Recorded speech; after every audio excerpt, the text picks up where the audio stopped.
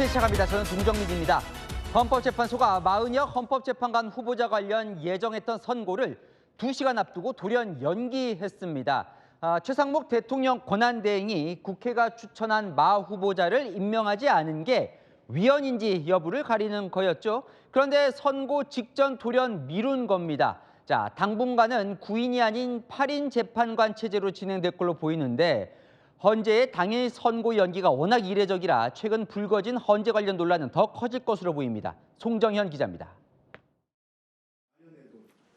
최상목 대통령 권한대행의 마은혁 헌법재판관 후보자 미임명 사건 선고일을 오늘로 예고했던 헌법재판소.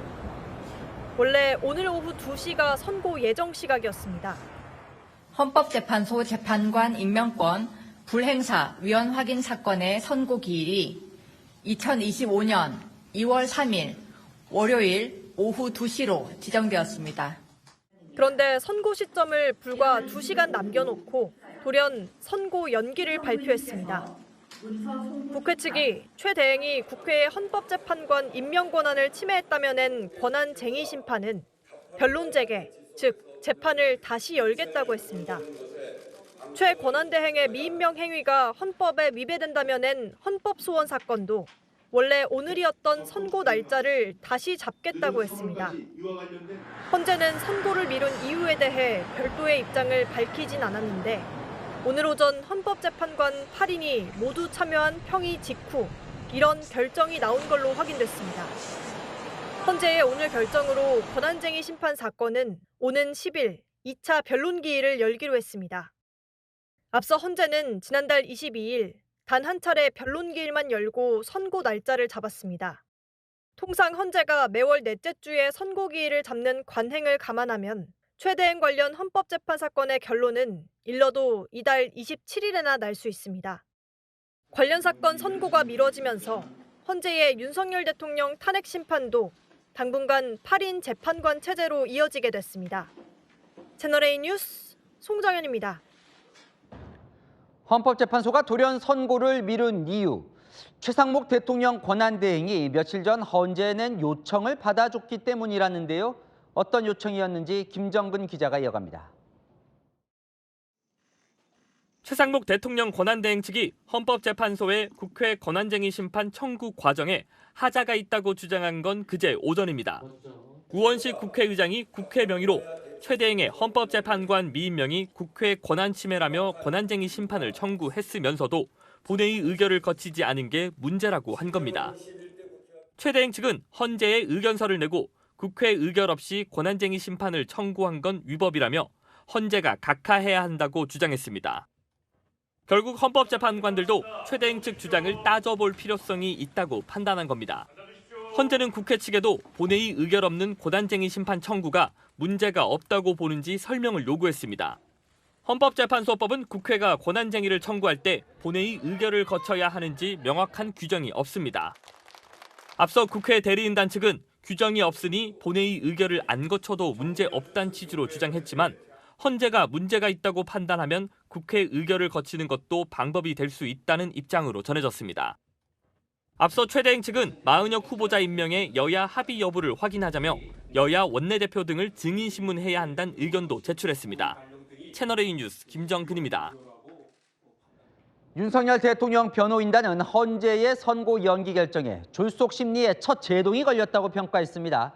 자, 선고 2시간 앞두고 연기 결정을 두곤 헌법재판소의 권위도 신중함도 찾아볼 수 없다고 비판했습니다. 최다함 기자입니다.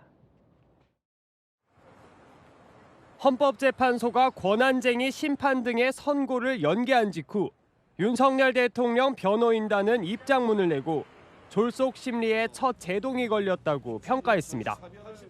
선고를 불과 2시간 앞두고 연기를 발표한 헌재의 다급함도 지적했습니다. 선고 당일 선고를 연기하는 다급한 모습에서 최고 헌법 해석기관으로서의 권위와 신중함은 찾아볼 수 없었다고 비판한 겁니다.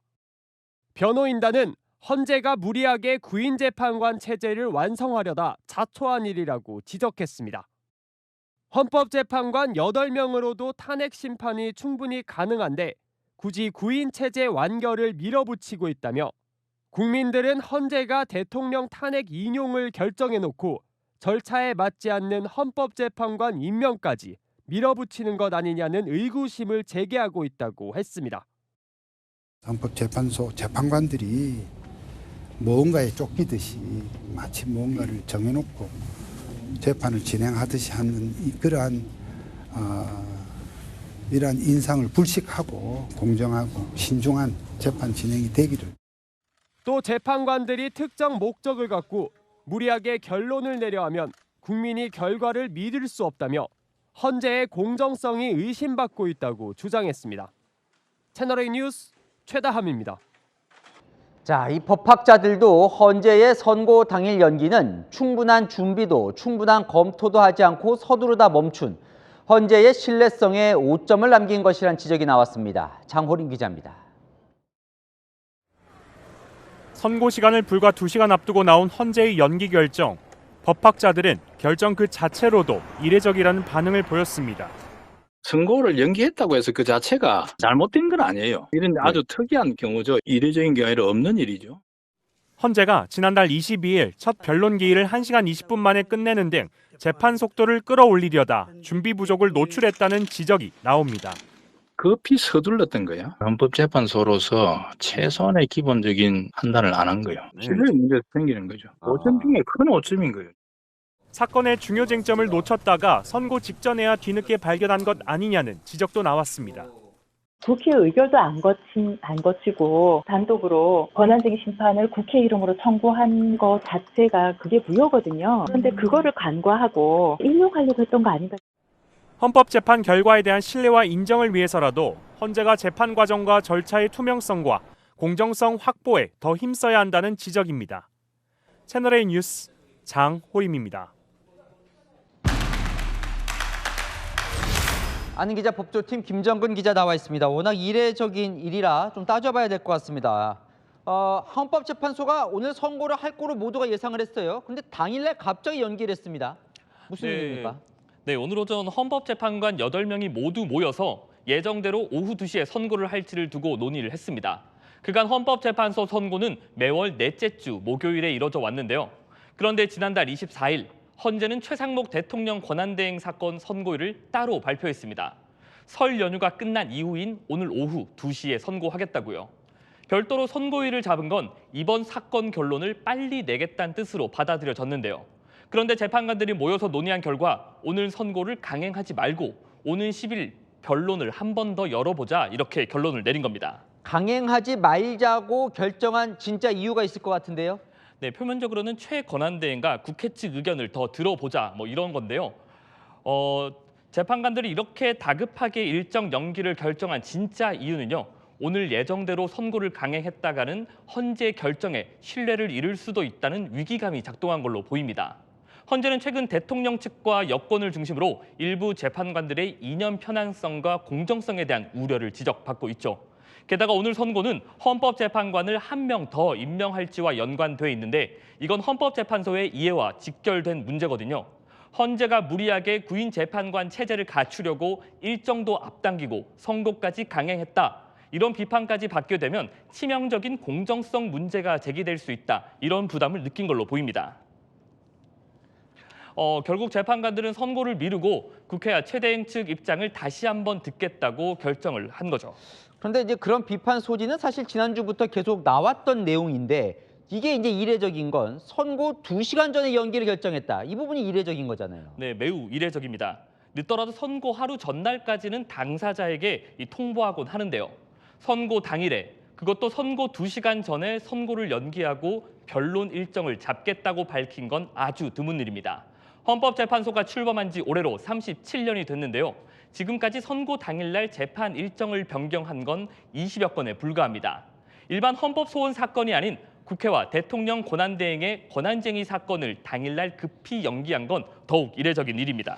그러다 보니까 무리하게 선고일을 잡았다가 철회했다, 연기했다 이런 지적이 나오는 것 같습니다. 네, 앞서 보셨듯이 법조계와 학자들도 그런 비판을 하고 있거든요. 물론 헌재도 할 말이 없진 않습니다. 최상목 권한대행 측이 국회 의결이 없었으니 문제다라는 의견을 헌재에 낸 게 이틀 전이었거든요. 헌법재판관들 입장에선 주말 동안 이 의견을 검토하고 오늘 바로 이 주장에 대해 살펴볼 필요가 있겠다고 판단한 거라면 일정이 매우 촉박했다고도 볼 여지도 있습니다. 어쨌든 좀 서두른 이유가 사실은 구인 체제를 빨리 만들고 싶어하는 것 같다. 헌법재판관들이 그렇게 해석을 많이 했었는데 오늘 미루면서 당분간은 8인 체제로 가게 될 것 같네요. 그럼? 네, 최소한 이번 달은 재판관 8인 체제로 대통령 탄핵 심판 심리를 이어갈 수밖에 없습니다. 헌재는 보통 매월 넷째 주 목요일에 선고를 한다고 말씀드렸잖아요.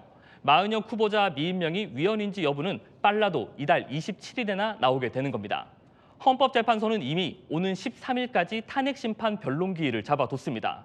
지금까지 주 2회 재판을 할 경우 2월에만 총 4번의 변론 기일을 더 잡을 수 있습니다. 마은혁 재판관 없이 총 12차 변론까지 진행될 수 있는 건데요. 설령 마은혁 후보자가 헌법재판관에 임명되더라도 이미 변론이 대부분 끝난 상황에 선고에만 참여하게 되는 상황이라 이게 적정한지를 두고도 논란이 발생할 여지가 많아 보입니다. 논란이 계속될 것 같네요. 네, 아는 기자 김정근 기자와 살펴봤습니다. 헌재 심판이 연기됐지만 여야는 서로 공세를 멈추지 않았습니다. 국민의힘은 마 후보자가 몸담았던 판사들의 모임을 하나회에 비유하며 정치적 편향성을 지적했고 민주당은 최상목 권한대행이 마 후보자를 임명하지 않으면 수사를 받아야 할 거라고 압박했습니다. 손인혜 기자입니다. 국민의힘은 마은혁 헌법재판관 후보자가 극단적인 이념 편향을 보여왔다고 강조했습니다. 과거 마 후보자가 소속됐던 법원 내 진보 성향 판사 모임 우리법연구회를 군사정권 시절 사조직인 하나회에 비유했습니다. 법원 내 하나회라는 비판이 그냥 나오는 것이 아닙니다. 미국이 광주 시민 2,000명을 학살했다고 주장했던 인민노련의 핵심 멤버로 활동하는 등 반면 민주당은 최상목 대통령 권한대행이 마 후보자를 임명하지 않으면 수사를 받게 될 거라고 경고했습니다. 정치적 부담이 큰 탄핵 대신 수사를 들고 나온 겁니다. 민주당은 최 대행이 과거 박근혜 정부 청와대에서 일하다 수사를 받았지만 기소되지 않은 이력까지 거론하면서 윤 대통령과의 유착을 주장했습니다. 내란죄 공범으로 간주하고 내란죄 고발을 비롯해 필요한 조치를 취하겠습니다. 윤석열과의 유착 의혹이 있는 뇌물 혐의에 대한 법적 조치도 검토하겠습니다. 민주당이 최근 당 지지율 하락에 연쇄 탄핵이 영향을 미쳤다고 보고 최 대행에 대해 수사로 압박할 것이란 분석이 나옵니다. 채널A 뉴스 손인혜입니다. 헌법재판소는 오늘 최상목 대통령 권한대행을 향해 이렇게 압박했습니다. 헌법재판소의 마은혁 재판관 후보자 관련 결정을 따르지 않을 경우 위헌 위법이라고요. 여당은 헌재가 민주당이 주장하는 최 대행 탄핵에 힘을 실은 것이냐며 반발했습니다. 정현주 기자입니다. 헌법재판소는 최상목 대통령 권한대행이 마은혁 헌법재판관 후보자 임명에 관한 헌재의 결정에 따르지 않을 경우 헌법과 법률을 어기는 것이라고 말했습니다. 일각에서 최 대행이 마 후보자 위헌 결정을 따르지 않을 가능성이 제기되자 경고에 나선 겁니다. 공보관은 헌재 결정에 강제적인 집행력이 없는 것이지 그 결정을 따르지 않아도 된다는 취지는 아니다라고 덧붙였습니다. 국민의힘은 반발했습니다.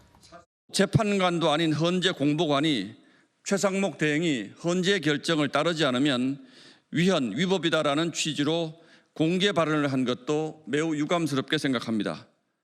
주진우 국민의힘 법률자문위원장은 민주당의 편을 들어준 아주 편향적인 행위라고 질타했습니다. 민주당은 최 대행이 마 후보자를 임명하지 않을 경우 탄핵 소추할 것을 공언하고 있다며 헌재가 바로 인용하겠다고 사인을 준 것이나 마찬가지라고 우려했습니다. 민주당은 헌재를 흔들고 탄핵 심판을 방해하는 뻔뻔함이 경악스럽다고 국민의힘을 비판했습니다. 채널A 뉴스 정현주입니다. 윤석열 대통령 측은 오늘 헌법재판소에 투표자 수를 검증해달라고 다시 신청했습니다. 헌재가 같은 요청을 기각한 지 사흘 만인데요. 대통령 측은 계엄 선포의 정당성을 판단하려면 반드시 이 검증이 필요하다고 주장했습니다. 홍란 기자입니다. 오늘 윤석열 대통령 측이 헌법재판소에 투표자 수 검증을 재요청했습니다.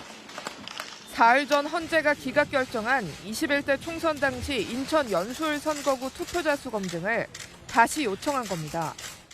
대통령 측은 대통령이 비상계엄 선포 이유 중 하나로 선거관리 시스템의 부실 관리를 들었다며 계엄 선포의 정당성을 판단함에 있어 반드시 필요한 절차라고 강조했습니다. 저희가 무슨 선거가 전부 부정이어서 믿을 수 없다 하는 그런 음모론을 제기하는 것이 아니라 팩트를 확인하자는 그런 차원이었다는 점을 이해해 주시기 바랍니다. 계엄의 정당성과 불가피성을 판단하려면 선거 부정 여부 확인이 반드시 필요하다는 겁니다.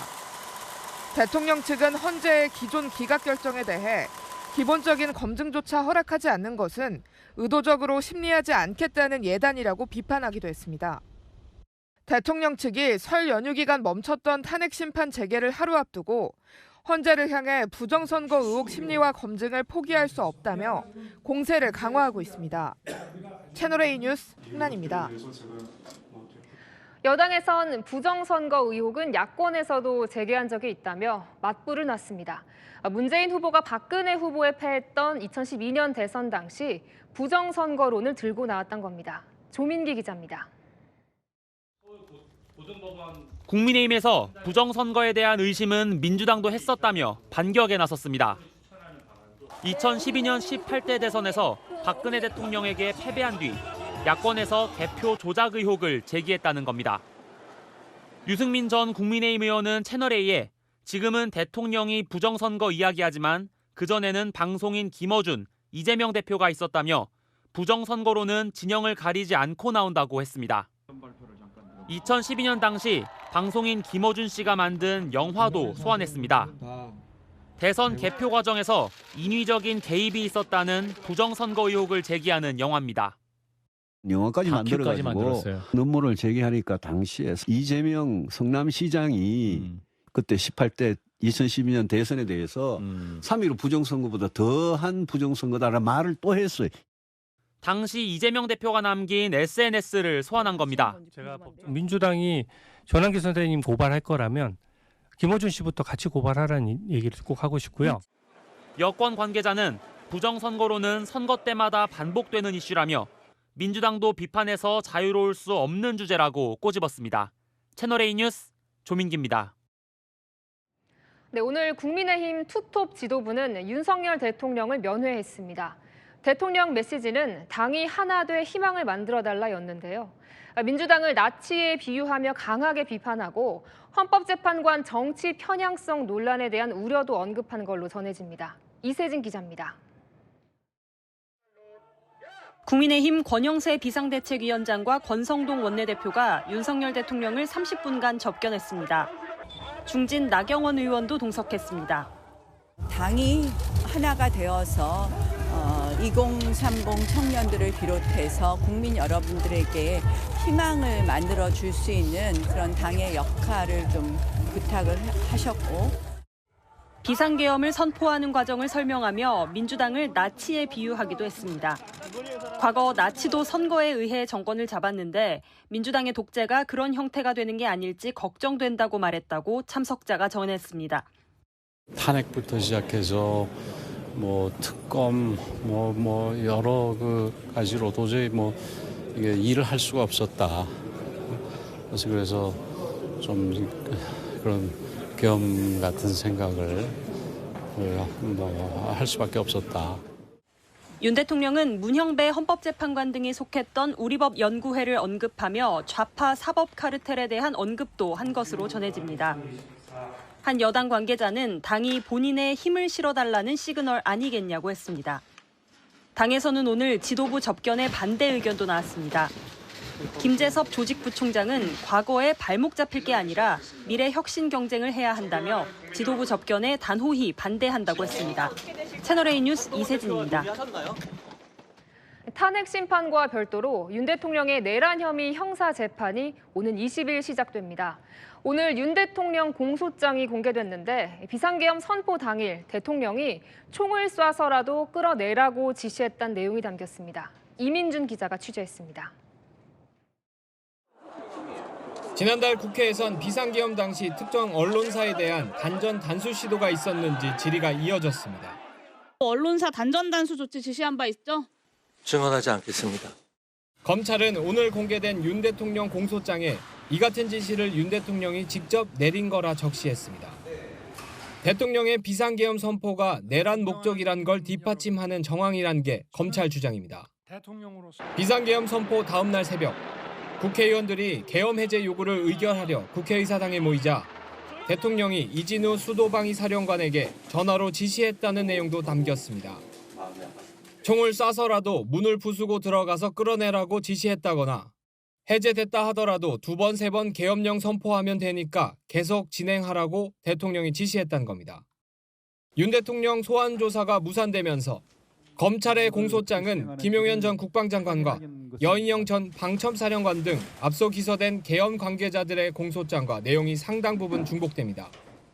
서울중앙지법은 윤 대통령의 내란죄 형사재판 첫 공판 준비 기일을 오는 20일 열기로 했습니다. 채널A 뉴스 이민준입니다. 트럼프 미 대통령이 전 세계를 상대로 시작한 관세 전쟁이 글로벌 경제를 강타하고 있습니다. 트럼프 대통령은 모든 국가에 갈취당했다며 미국이 적자를 보는 나라 대부분에 관세를 올리거나 품목을 확대할 태세입니다. 현지 시각 내일 0시부터 멕시코, 캐나다, 중국에 대한 관세 부과를 시작합니다. 서주희 기자입니다. 미국 플로리다 마러라고 사저에서 워싱턴으로 돌아온 도널드 트럼프 미국 대통령. 전용기에서 내리자마자 관세 전쟁에 대한 당위성을 강조했습니다. They owe us a lot of money, and I'm sure they're going to pay. 현지 시각 4일부터 캐나다와 멕시코 수입품엔 25%, 중국산 제품엔 10%의 추가 관세가 각각 부과됩니다.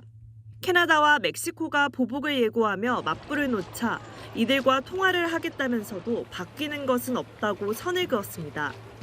오히려 더 반발하면 추가로 더 관세를 부과할 것이라며 으름장을 놨습니다. It's pouring in from China through Mexico and Canada, and they've got to stop it. And if they don't stop it, the tariffs are going to get worse. 특히 세 나라뿐 아니라 거의 모든 나라로부터 갈취를 당했다며 관세 전쟁 확대를 시사했습니다. The United States has been ripped off by virtually every country in the world, and we're going to change it. We're going to make America great again. 미국 내에선 관세 전쟁의 확대가 미국에도 인플레이션 등 악영향을 줄 수 있다는 우려가 나타나고 있습니다. 하지만 트럼프는 이를 비판한 월스트리트 저널 등을 겨냥해 이들이 관세 전쟁을 반대하는 것은 중국이나 다른 외국의 통제를 받고 있기 때문이라며 날선 반응을 이어갔습니다. 채널A 뉴스 서주입니다. 멕시코, 캐나다, 중국에 이은 네 번째 트럼프발 관세 전쟁의 타깃은 유럽, EU가 될 걸로 보입니다. 자동차 관세는 오르고 농산물, 철강 등 전 분야로 관세가 확대될 거라 우려 속에 유럽은 반발하고 나섰습니다. 송진섭 기자입니다. It will definitely happen with the European Union. I wouldn't say there's a timeline, but it's going to be pretty soon. 도널드 트럼프 미국 대통령이 멕시코와 캐나다, 중국에 대한 관세 부과 조치를 시작하기도 전에 다음 대상으로 유럽연합, EU를 지목했습니다. 앞서 세 나라가 미국 무역 교역국 1위에서 3위로 그 다음 4위인 EU 대표국 독일까지 관세를 부과하겠다는 겁니다. 트럼프는 EU가 선을 넘었다는 표현까지 쓰며 미국의 대유럽 무역 적자를 줄여야 한다고 밝혔습니다. They take almost nothing, and we take everything from them. The European Union it's an atrocity what they've done. 현지 언론들은 현재 2.5%인 EU 자동차 관세가 EU의 미국 자동차 관세 비율인 10%까지 올라갈 수 있다고 보고 있습니다. 이외에도 철강, 알루미늄, 농산물 등 거의 전 분야의 관세를 부과할 수 있다는 우려가 나옵니다. 독일 등 유럽은 즉각 반발했습니다. Geht es darum, dass wir jetzt nicht die Welt aufteilen durch viele Zollbarrieren, sondern dass wir diesen Waren- und Dienstleistungsaustausch auch für die Zukunft möglich machen. EU 집행위원회도 관세를 부과하는 모든 무역 파트너에게 단호히 대응하겠다고 경고했습니다. 채널A 뉴스 송진섭입니다. 이렇게 관세 전쟁이 한창인 와중에 마코 루비오 미 신임 국무장관의 첫 해외 순방지도 주목받고 있습니다. 바로 트럼프 대통령이 운하를 반환받겠다고 한 파나마였거든요. 뭘 하러 간 걸까요? 김민곤 기자입니다. 인준 13일 만인 현지 시각 어제 파나마를 시작으로 해외 순방을 시작한 마코 루비오 미국 국무장관. Our strongest economic partners, so it's a great place to come visit first. 공개 발언에선 파나마를 치켜 세웠지만 비공개 회담에선 파나마 운하에 대한 중국의 영향력은 위협이라며 용납될 수 없다고 정면 경고했습니다. 트럼프 미국 대통령은 중국이 운하를 불법 운영하고 있다며 운영권 환수는 물론이고 이를 위한 군사력 사용도 배제하지 않겠다는 뜻을 보여왔습니다. 이에 대해 호세 라울 물리노 파나마 대통령은 운하의 운영 관련 주권은 논의 대상이 아니다라면서도 중국과 진행한 1대1로 사업의 중단을 언급했습니다. Vamos a estudiar la posibilidad de si se puede terminar antes o no. 1대1로는 과거 실크로드와 같이 중국을 동남아, 중동, 아프리카, 유럽 등과 함께 하나의 경제벨트로 있는 장기 국가 전략을 뜻합니다. 파나마는 이를 위한 중국의 교두보 역할을 하는 곳인데 트럼프의 압박에 파나마가 중국과의 거리두기 카드를 꺼내든 겁니다. 트럼프도 즉각 화답했습니다. I don't think troops will be necessary in Panama. 미국 내에선 불법 이민자 단속으로, 밖으로는 관세 부과와 영토 확장까지 영향력 확대를 위한 트럼프의 공세가 이어지고 있습니다. 채널A 뉴스 김민곤입니다. 트럼프발 관세 전쟁에 우리 금융시장은 직격탄을 맞았습니다. 코스피는 급락하고 환율은 급등했습니다. 우영기 기자입니다. 트럼프의 관세 쇼크 여파로 오늘 한국 금융시장은 하루 종일 요동쳤습니다. 코스피는 보시다시피 2.5% 넘게 급락했는데 대형주 중에선 현대차가 2%, 기아가 6% 가까이 떨어졌습니다. 반도체나 2차 전지, 자동차 등 수출 의존도가 높은 업종 중심으로 코스피 지수가 하락한 겁니다. 외국인과 기관이 순매도를 한 가운데 개인 투자자가 순매수에 나섰습니다.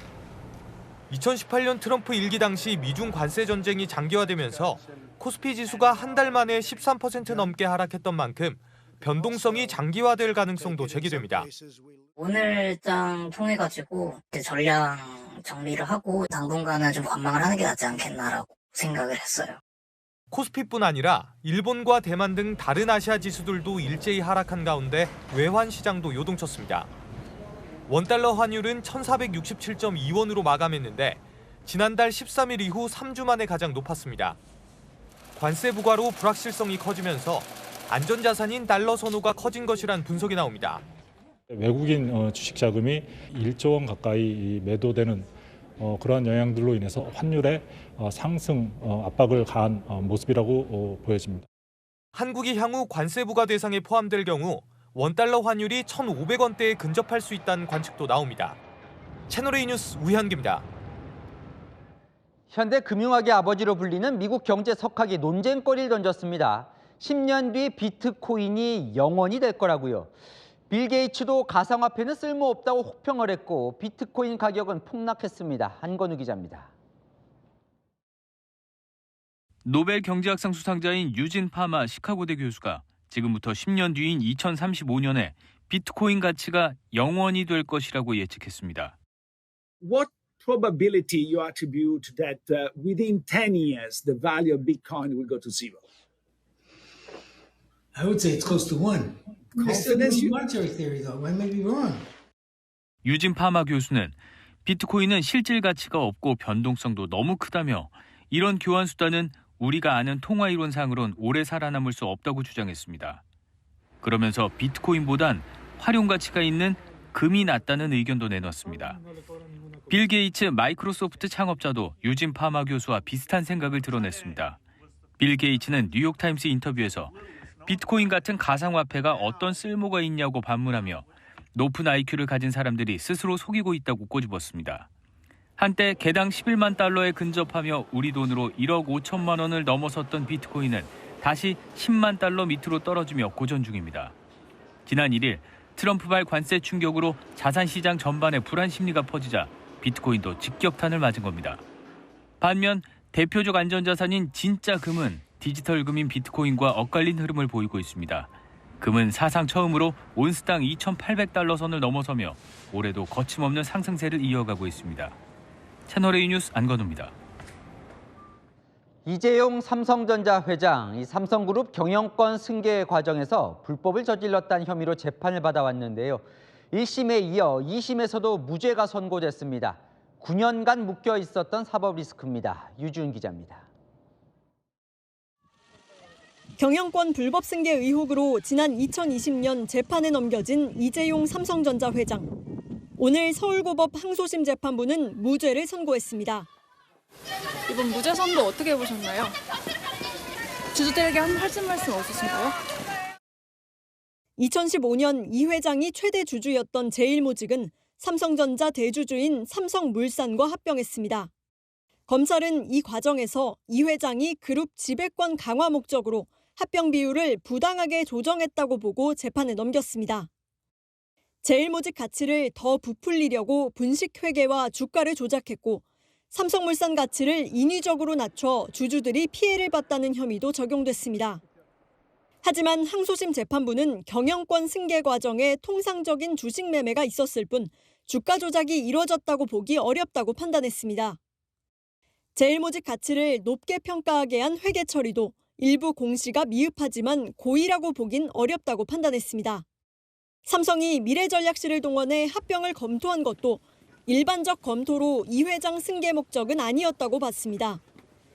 이 회장과 함께 기소된 최지성 전 삼성그룹 미래전략실장 등 전현직 임원 13명도 오늘 모두 무죄가 선고됐습니다. 채널A 뉴스 유주은입니다. 이재용 회장 측은 이제 재판에서 벗어나 본연의 업무에 집중하길 희망했습니다.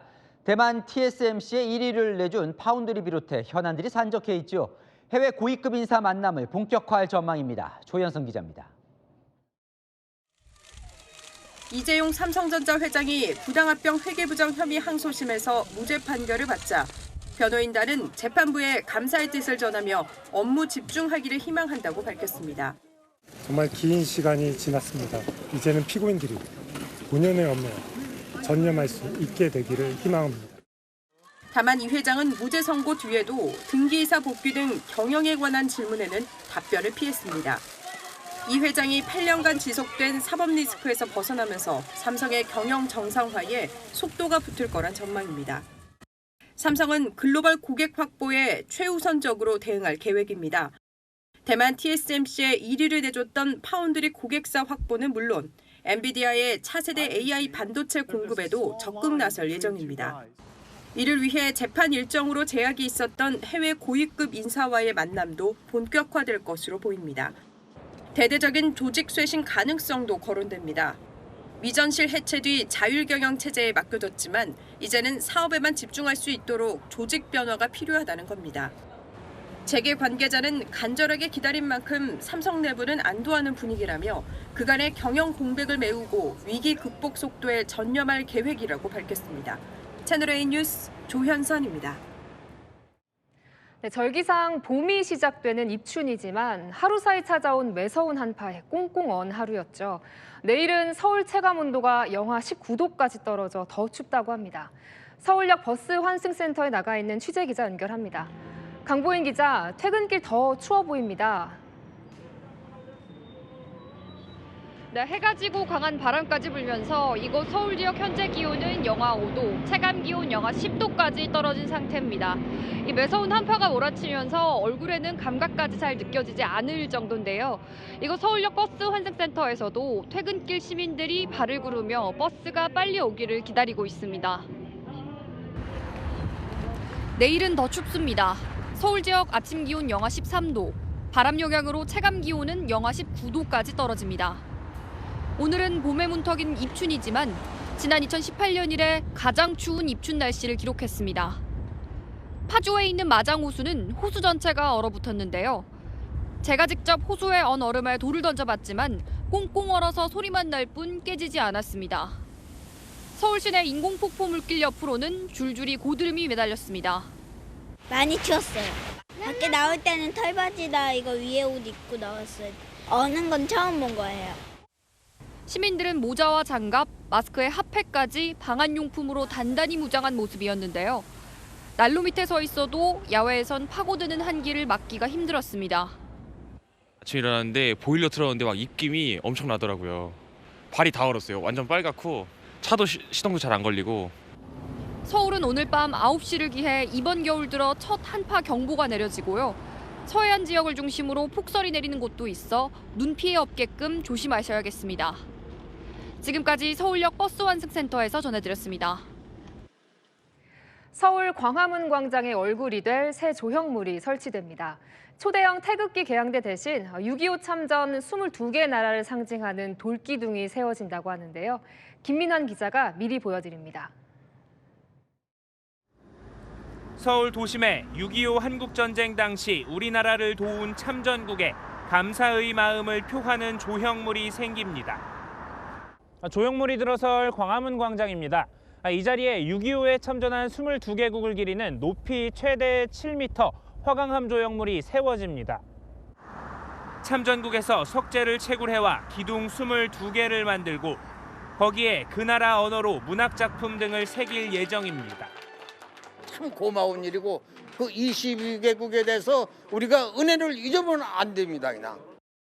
조형물 아래 지하 공간에는 미디어월을 설치해 참전국 국기와 태극기를 함께 송출할 계획입니다. 지난해 높이 100m의 태극기 개양대 설치를 놓고 논란이 일자 원점에서 재검토한 뒤 새롭게 확정한 계획입니다. 참전 국가에 대한 감사와 존경, 자유민주주의를 지키기 위한 열망, 고귀한 희생의 의미를 더할 것입니다.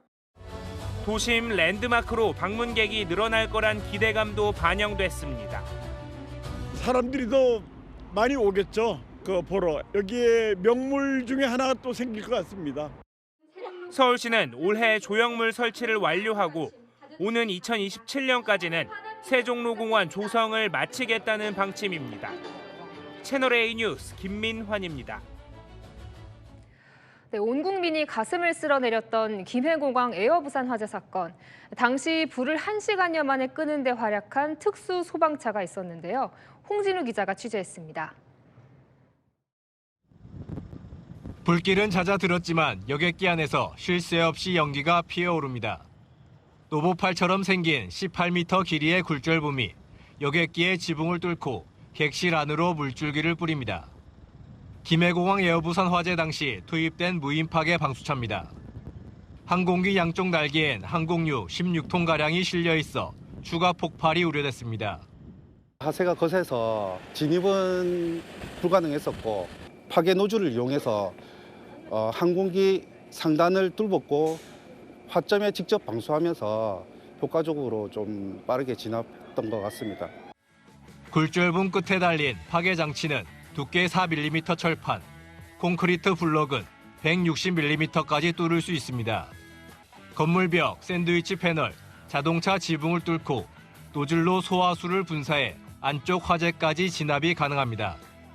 굴절붐은 100m 밖에서 원격 조정도 할 수 있습니다. 현재 전국에 배치된 무인파괴 방수차는 26대. 김해공항을 담당하는 부산 강서소방서는 지난해 3월 한 대를 도입했습니다. 소방청은 올해 6대를 전국 소방서에 추가 배치한다는 계획입니다. 채널A 뉴스 홍진우입니다. 흉기를 들고 환전소에서 돈을 훔치려던 남성이 경찰에 붙잡혔습니다. 여주인을 위협하다 남편이 나타나자 도망쳤는데요. 옷을 갈아입고 추적을 따돌려 보려 했지만 4시간 만에 검거됐습니다. 최재원 기자가 취재했습니다. 30대 남성이 환전소 안으로 들어옵니다. 손님을 맞이하는 여성 업주를 보자 30cm가 넘는 흉기를 꺼내 들고 위협합니다. 여성을 떠밀면서 안쪽으로 들어가는 남성. 그런데 이 모습을 발견한 환전소 업주 남편이 뛰쳐나오자 남성은 건물 밖으로 황급히 달아납니다. 금품을 빼앗으려던 계획이 물거품이 되자 남성은 근처 빌라 앞에서 옷을 갈아입고 거리로 나와 버스에 몸을 싣습니다. 경찰의 추적을 따돌리려고 옷을 바꿔 입고 대중교통을 이용해 도망친 겁니다. 하지만 남성의 동선은 CCTV에 포착됐습니다. 경찰은 CCTV 150여 대 영상을 분석해 남성이 집 밖에서 나오는 순간을 기다렸다가 체포에 성공했습니다. 환전소에서 도망친 지 4시간여 만이었습니다. 150m 정도 떨어진 곳에서 사건 회의를 하고 있었어요. 근데 나왔다는 거예요, 지금 집 앞으로. 나왔으면 일단 검거를 하자. 남성은 경찰 조사에서 전세 자금을 마련하려고 범행을 시도했다고 진술했습니다. 남성은 특수강도 미수 혐의로 기소돼 재판을 받고 있습니다. 채널A 뉴스 최재현입니다. 최근 연달아 일어난 항공사고에 불안감이 커지고 있는데요. 이번엔 미국에서 이륙을 앞둔 여객기 날개의 불이나 승객들이 긴급 대피하는 일이 벌어졌습니다. 김유진 기자가 전합니다. 비행기 오른쪽 날개 밑에서 붉은 화염과 검은 연기가 보입니다. 이륙 직전 갑작스런 사고에 영상을 촬영한 승객도 놀라 말을 잇지 못합니다.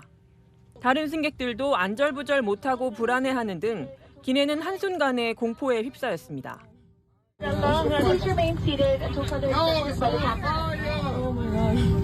현지 시각 어제 오전 8시 30분쯤 미국 텍사스 휴스턴 조지 부시 국제공항을 출발해 뉴욕으로 가려던 유나이티드 항공기에 화재가 났습니다.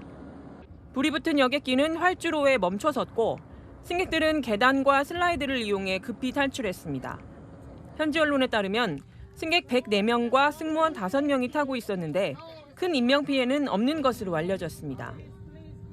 미국 캘리포니아 산호세의 한 베트남 식당. 얼굴을 가린 한 남성이 화장실 이용을 부탁하며 안으로 들어옵니다. 그런데 화장실이 아닌 매장에 있던 서빙 로봇 쪽에 가 로봇을 만지더니 갑자기 로봇을 번쩍 들고 식당 밖으로 도망칩니다. 이를 지켜보던 종업원도 뒤쫓아갑니다. 남성이 낑낑거리며 자신의 차에 로봇을 실으려 하자 직원들이 이를 막으며 실랑이를 벌입니다. 결국 남성은 로봇을 차에 싣지 못한 채 현장을 떠났습니다. 현지 언론에 따르면 이 로봇의 가격은 우리 돈 약 2,600만 원으로 식당은 이 남성을 절도 혐의로 신고한 것으로 알려졌습니다. 채널A 뉴스 김유진입니다.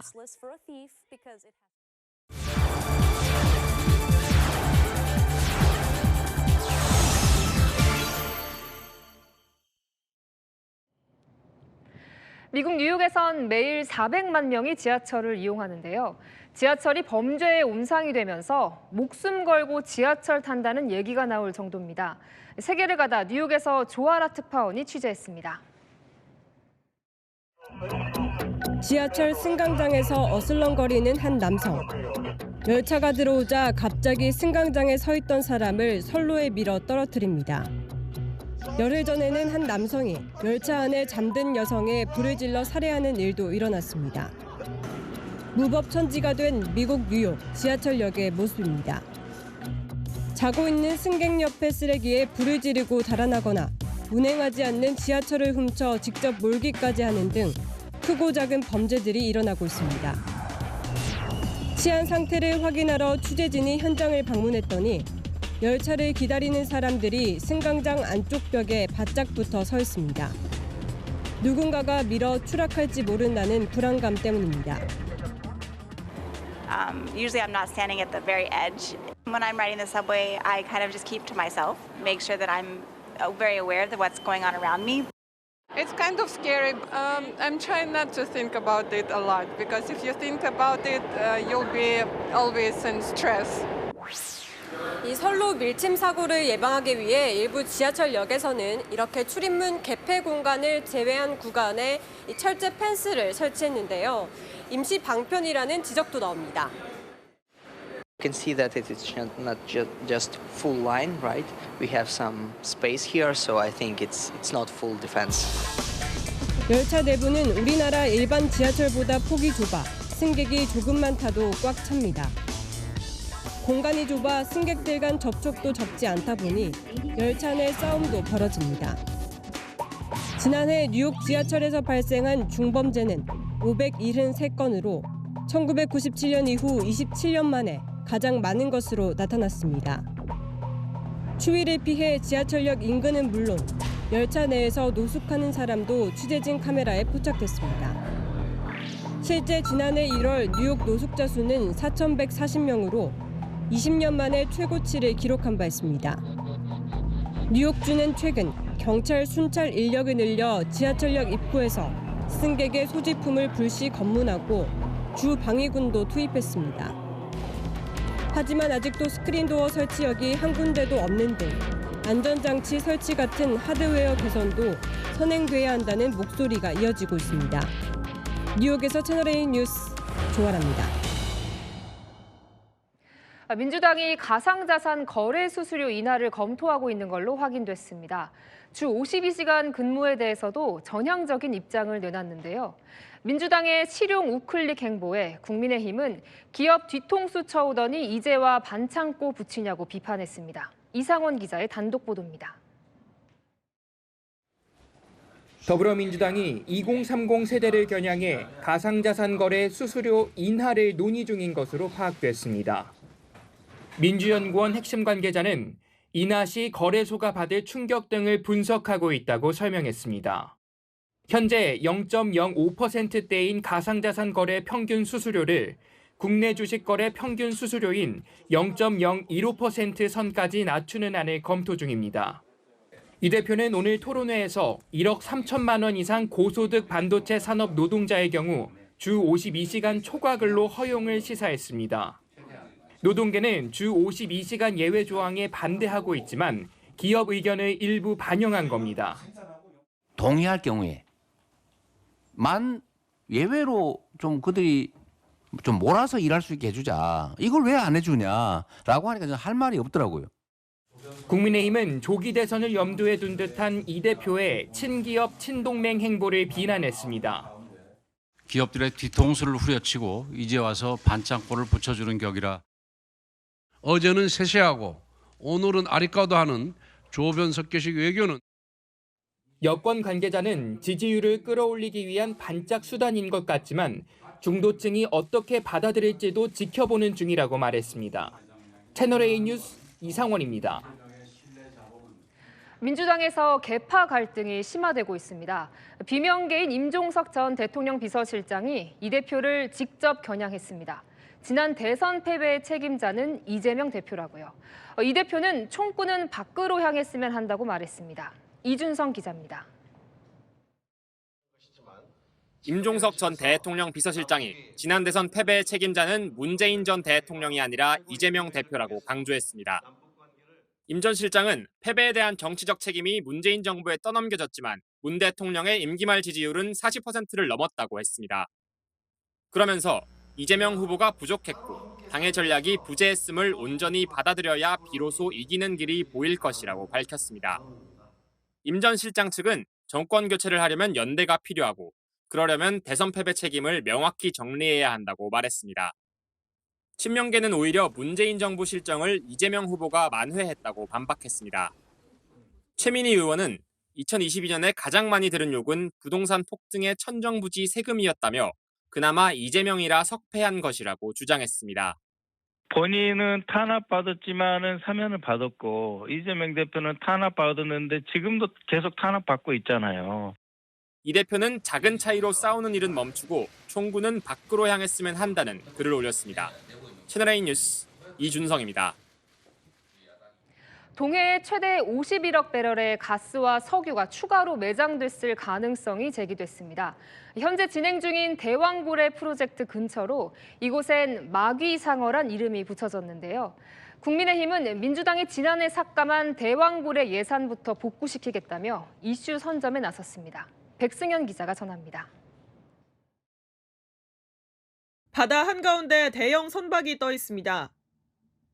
석유와 가스, 최대 140억 배럴 매장 가능성이 제기된 동해 대왕고래 구역의 탐사 시추선입니다. 2달간의 시료 채취를 마치고 분석을 앞두고 있습니다. 최근 석유공사는 대왕고래 구역 근처에 최대 51억 7천만 배럴의 가스 석유가 추가로 매장됐을 가능성을 보고 있습니다. 경북 포항 영일만 항에서 남동쪽으로 40km 떨어진 곳입니다. 이 구역의 이름은 마귀상어로 정했습니다. 국민의힘은 민주당이 지난해 삭감한 대왕고래 프로젝트 예산안을 복구하라고 요구했습니다. 대한민국이 에너지 자립국으로 도약할 수 있는 역사적 기회를 맞았다고 할 수 있습니다. 그럼에도 민주당은 대왕고래 프로젝트 예산 497억 원을 전액 삭감해서 국민들의 기대를 짓밟았습니다. 국민의힘은 추가 경정 예산 논의를 통해 대왕고래 프로젝트 예산을 복구하겠다는 방침입니다. 여권 관계자는 내일 여야정 협의체 실무협의에서 관련 예산에 대해 논의할 것이라고 말했습니다. 채널A 뉴스 백승현입니다. 성혜란 기자와 여랑야랑 시작합니다. 첫 번째 주제 보겠습니다. 여야 잠룡들 물음표가 많네요. 네, 야권에선 조기 대선에서 여권의 어떤 후보가 나와야 더 유리할지 설왕설래 말들이 나오고 있습니다. 최근 가상 양자 대결에서 이재명 대표 오차 범인의 접전도 벌어지다 보니까요. 오세훈 서울시장과 이 대표의 양자 대결 접전입니까? 네, 오늘 한국갤럽 조사 결과 보면 오 시장은 43%로 47%인 이 대표와 오차 범인의 접전이었습니다. 네, 김문수 장관도 얼마 전에 박빙이었는데요. 그랬죠. 이 얼마 전 김 장관과 이 대표 오차 범인의 접전 나왔죠. 하지만 오늘 나온 조사에선 김 장관 13%포인트 차로 이 대표에 뒤지는 걸로 나왔습니다. 민주당 입장에서는 누가 더 어렵다고 해요. 그래서. 네, 우상호 전 의원은요. 이 사람을 꼽았는데요. 선거에 강하다는 겁니다. 오세훈이 화끈하게 원하나? 안디해! 그러나 효자는 선거 이기는 바탕을 만드는 사람. 지난번 대선에서 73% 패배했던 원인은 서울입니다. 그래서 졌습니다. 서울에서 이겨야만 이번 대선을 승리할 수 있어요. 오세훈 후보가 서울에서 더 유리할 수 있기 때문에 제일 경쟁력이 있다고 보죠. 서울표를 주목하는군요. 네, 또 다른 야권 관계자도요. 이 중도층에 강한 유승민 전 의원 그리고 오 시장이 싸우기 어렵다고 했습니다. 보수세 강한 홍준표 시장, 김문수 장관은 상대적으로 쉽다고요. 결국 승부처는 중원 다툼이 될 거란 건데 뚜껑은 열어봐야 알겠죠. 열어봐야 알겠죠. 다음 주제 보겠습니다. 자, 전한길 씨와 김민석 민주당 최고위원 뭐 붙었어요? 네, 민주당 전한길 강사의 영상을 신고한 뒤에는 별다른 대응이 없었죠. 하지만 전 강사의 목소리가 점점 커지자 최고위에 소환했습니다. 극우가 점입 가경입니다. 영상 보겠습니다. 국민들이 헌재를 휩쓸 것이고 그 모든 책임은 불의한 재판관들에게 돌아갈 것입니다. 부산 집회에선 헌재를 휩쓸자는 주장과 국힘 의원들의 맞장구가 난무했습니다. 광화문파와 여의도파 상호 비난의 배경에 다단계 이권 다툼이 있다는 극우 유튜버들의 분석조차 나오고 있습니다. 아예 뭐 극우 이렇게 얘기를 하는군요. 네, 하지만 전한길 강사는 극우가 나눠졌다는 민주당 주장에 이렇게 반박하더라고요. 그들이 역시 갈라치기 하는 거죠. 약화시키려고. 극우라고 프레임 씌우는 것도 마찬가지고요. 전한길은 심지어 노사모 출신인데 노사모도 극우냐? 그걸 답변해 보라고. 야당이 프레임을 씌웠다는 건데 어쨌든 야권도 전 강사에게 좀 관심을 가지는 것 같아요. 맞습니다. 야권은 전 강사가 계속 극단으로 치닫고 있다고 저격을 했는데요. 결국 누가 더 극단적인가를 겨루는 폭력 경쟁으로 치달을 것입니다.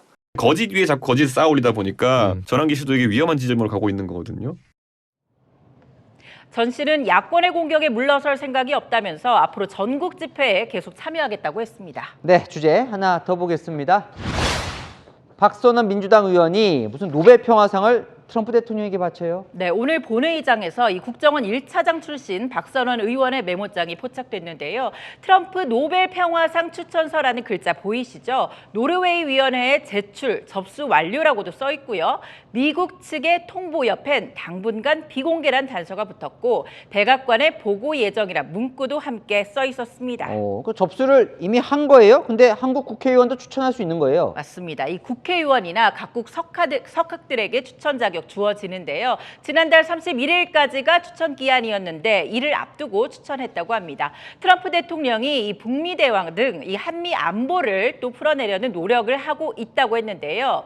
네. 당 지도부도 알고 있는 거예요? 네, 이 당 지도부는 이 대표 그리고 김민석 최고위원과 함께 공유를 했다고 합니다. 박 의원이 메모장을 들고 함께 이야기를 나누는 모습이 본회의장에서 포착됐죠. 트럼프 노벨상은 민주당 지도부도 그동안 언급을 해왔습니다. 종전이 실현된다면 트럼프 대통령에 대한 노벨 평화상 추천에도 적극적으로 참여할 50일 후 트럼프 취임 전에 판을 바꿉시다. 트럼프에겐 평화로 노벨상을 구원합시다. 요즘 민주당이 미국에 공을 많이 들여요? 네, 이 트럼프 대통령이 노벨상에 적절하냐 이런 기자들의 반문도 있었는데요. 선거 부정도 했던 사람이고 학교에서는 국정 국방 내줬던 사람인데 뭐 그건 의견은 다양할 수 있으니까요. 제1야당의 새로운 외교 행보, 이 원칙과 책임도 뒷바탕 될지는 지켜봐야겠죠. 네, 지금까지 여랑야랑이었습니다. 입춘이었던 오늘 절기가 무색할 정도로 추웠습니다. 내일은 한파가 절정인데요. 서울의 아침 기온 영하 12도, 체감 온도는 매서운 칼바람에 영하 19도까지 떨어집니다. 오늘 밤부터 한파특보도 확대 강화됩니다. 전국에 한파주의보가, 중부는 한파경보가 발효 중이고요. 서울에도 올겨울 첫 한파경보가 내려졌습니다. 내일 아침 춘천 영하 16도 등 영하 10도를 밑도는 곳이 많은데요. 출근길 추위 대비 단단히 해야겠습니다. 한낮에도 대부분 영하권입니다. 서울 영하 6도, 대전 영하 3도가 예상됩니다. 서해안은 폭설이 비상입니다. 제주 산간에 최대 40cm, 전북에도 30cm 넘게 오겠고요. 이번 주 내내 눈 소식이 이어지겠고 한파도 막바지 기승을 부릴 걸로 보입니다. 날씨였습니다. 이재명 민주당 대표, 트럼프 시대를 대비하기 위해 초당적인 통상투기 신설을 제안했습니다. 반도체 연구직은 주 52시간에서 예외로 하는 노동유연화에도 일부 찬성 뜻을 밝혔죠. 여당은 선거용이라고 비판하지만 야당 대표 입에서 초당적 이 단어가 나오니 반갑습니다. 마침표 찍겠습니다. 초당적 정치 이제 합시다. 뉴스에 마칩니다. 감사합니다.